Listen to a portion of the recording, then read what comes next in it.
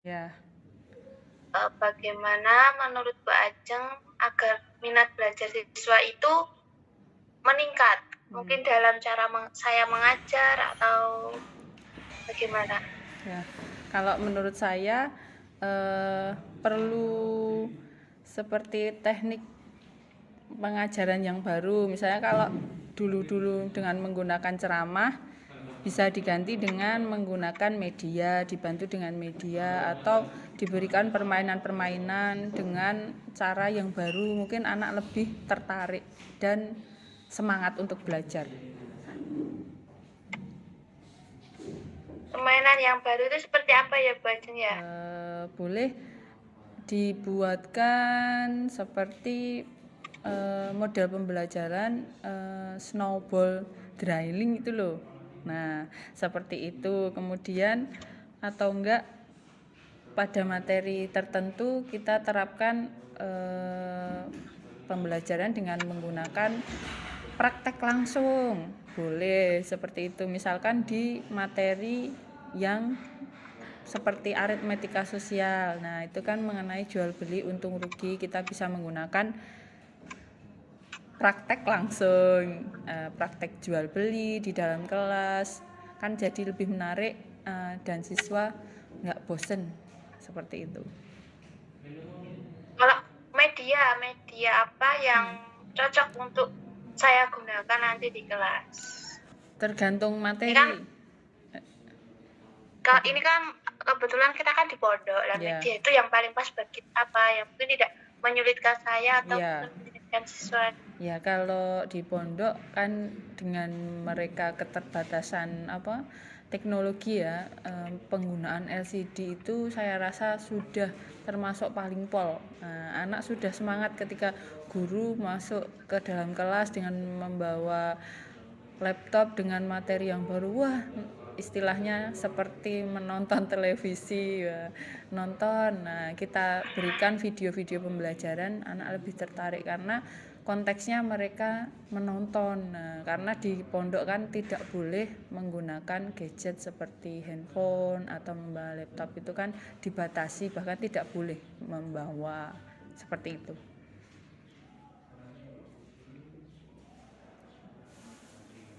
Dah?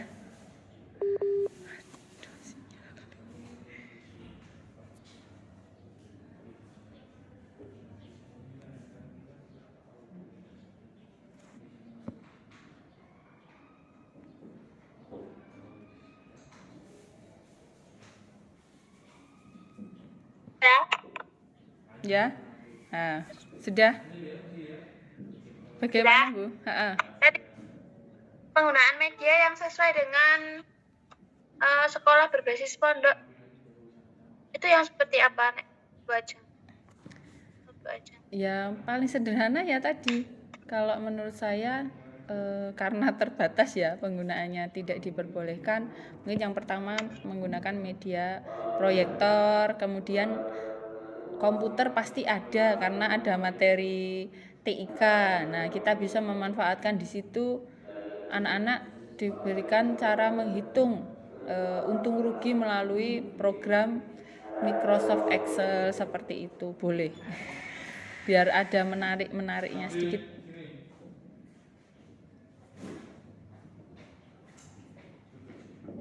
Terus untuk masalah yang kedua yang saya hadapi adalah kemampuan operasi bilangan siswa rendah. Ya. Kayak yang saya temui itu siswa itu masih bingung menghitung 2x sama dengan 5 lah. X-nya itu berapa itu masih Ya. bingung. Ya. Terus juga mereka itu juga masih bingung min 5 ditambah min 7 itu mereka juga masih bingung lah. Ya. Untuk mengatasi hal-hal tersebut, apa yang harus saya lakukan? Ya. Kalau dari Untuk saya, yang pertama dilihat dulu sejauh mana anaknya itu tahu. Kadang dari sekolah dasar dulu masalah perkalian yang dasarnya anaknya belum tahu. Jadi ketika sudah ditambah dengan tanda min plus, anaknya semakin bingung, apalagi ditambah dengan variabel X dan Y. Jadi kalau menurut saya cari tahu dulu sejauh mana anaknya paham, baru kemudian kita mencari video pembelajaran tentang materi itu yang bersangkutan dengan itu kita lihat dulu apakah ini masuk untuk kemampuan anak-anak. Kalau bisa kita share ke anak-anak. Jadi banyak kan guru-guru yang sudah senior, bahkan yang banyak yang sudah membuat video-video seperti itu. Yang pertama kali kita coba dulu, karena anak paling senang itu ketika melihat video pembelajaran, tidak melulu dari dari guru saja. Ya. Berarti tadi video-video tentang materi sebelumnya bisa kita cari di internet ya, atau di YouTube? Iya, banyak guru-guru berbakat, guru-guru yang cerdas, guru-guru yang kreatif membuat video-video pembelajaran yang menarik dan mudah dipahami siswa. Selain itu, selain menghitung, saya tuh juga menemukan di siswa-siswa saya, mereka tuh masih bingung dalam menyelesaikan cerita. Ya. Itu karena juga jarang bagaimana cara mengatasi masalah tersebut. Nah, kalau untuk yang soal cerita, saya ambil contoh saja soal cerita mengenai materi bab yang aritmetika yang tentang penjualan dan pembelian yang untung rugi diskon. Nah, yang pertama-tama mungkin kita bisa menampilkan video dulu, video tentang transaksi jual beli yang dikemas dengan menarik. Kita cari yang menarik, kemudian anak kita suruh memperhatikan dulu. Nah, kalau sudah, kita sedikit-sedikit menjelaskan dengan memberikan contoh dalam soal cerita, sesuaikan dengan apa yang di video tampilkan tadi. Nanti baru ketika anak sudah paham, kita buat variasi soalnya yang agak lebih sulit lagi. Menurut saya masalahnya di tempat saya, siswa-siswa itu masih bingung mengubah soal cerita ke dalam bentuk model matematika. Ya.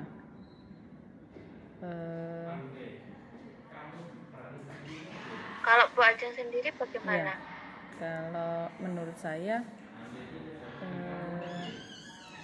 diberikan kayak pemisalan dari misalnya kita setelah menampilkan video tadi, kita buat bersama-sama caranya bagaimana.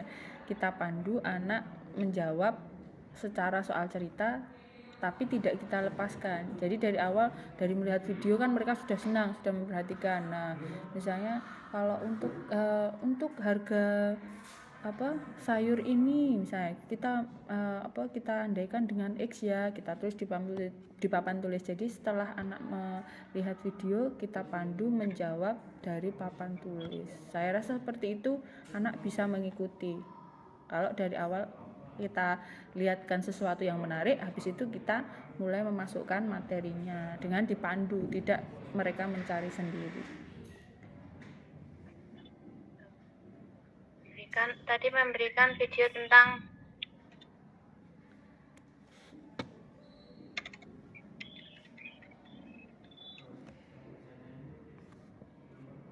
terus saya sendiri kan sebagai guru belum maksimal dalam menerapkan pembelajaran inovatif, sehingga murid saya mereka tidak paham mungkin dalam materi. Menurut Bu Ajeng, untuk mengatasi hal tersebut, solusi apa yang paling tepat? Kalau sebenarnya itu kan semua, tidak hanya 1-2 guru, tapi hampir semua guru memiliki permasalahan seperti itu, bahkan tidak hanya di materi matematika saja. Jadi kalau menurut saya untuk mencari permasalahan itu setiap guru itu berbeda-beda. Nah, tidak hanya sama dipukul rata semua guru permasalahan seperti ini. Kita lihat, kalau menurut saya dilihat dulu permasalahannya apa, materinya apa, siswanya bagaimana, dari gurunya bagaimana. Kalau sudah diketemukan semua permasalahannya, baru kita cari yang cocok kita coba dengan metode ini, atau anaknya yang bagaimana, misalnya dari anaknya, berarti kita berusaha memberikan materi dulu dari awal kepada anaknya dengan metode yang bagaimana dulu. Jadi setiap guru saya rasa permasalahannya berbeda, setiap materi juga berbeda tergantung masing-masing gurunya tidak sama. Bahkan kalaupun gurunya berbeda, siswanya sama, itu kadang juga prosesnya nanti ketika mengajarkan juga berbeda. Jadi masing-masing tidak tergantung semua dipukul rata. Kalau menurut saya harus dilihat dari banyak faktor dulu. Berarti penggunaan model pembelajaran itu harus sesuai dengan karakter siswa ya, Bu ya? Karakter, materinya, kemudian apakah masuk. Nanti ketika kita memaksakan menggunakan ini, ternyata tidak cocok untuk materinya ini. Jadi malah anak terkesan bosen, kok dikasih seperti ini, materinya ini. Jadi menurut saya semua berpengaruh, tidak hanya dari guru, mungkin dari siswa juga bisa, dari lingkungan, keadaan, materi, bahkan medianya juga berpengaruh. Nah, ini. Saya mau bertanya, kebetulan kan saya mau mengambil materi pertidaksamaan. Ya. Menurut Bu Ajeng, mungkin model pembelajaran apa yang paling tepat saya terapkan nanti saat saya pertidaksamaan? Menurut saya apa ya? Kalau yang pertidaksamaan, kalau menurut saya mungkin dengan menggunakan media. Kalau saya lebih ke arah banyak mencari media yang mudah diterima siswa. Media maksudnya di sini adalah video. Jadi ada kan banyak guru yang meng-share cara cepat, cara mudah. Nah, seperti itu kita bisa mencari dulu, kita cobakan ke siswa. Nah, nanti kalau ternyata responnya bagus, berarti dengan menggunakan media video sudah bisa. Tapi kalau tidak, berarti kita masih mencoba yang lainnya lagi. Terus terkait tadi ya media. Ya. Terus kan media kan berarti media yang diterima berarti kita masih menggunakan LCD itu ya? Kenapa? Berarti media yang sudah terima berarti kita memberikan video kepada siswa ya? Ya, karena kalau menurut saya di lingkungan pondok itu kan jarang sekali menggunakan media dengan berbasis teknologi ya, karena dibatasi mungkin kan jadi hal yang menyenangkan bagi siswa karena jarang. Jadi mungkin itu salah satunya yang membuat menarik minat belajar anak, tidak bosan hanya monoton saja. Terus kalau menurut Bu Ajeng, model pembelajaran inovatif bagi Bu Ajeng itu apa? Kalau menurut saya yang inovatif itu yang kreatif, menarik, mudah dipahami anak dan menyenangkan. Kalau menurut saya seperti itu. Sudah. Terima kasih ya Bu Ajeng atas waktunya.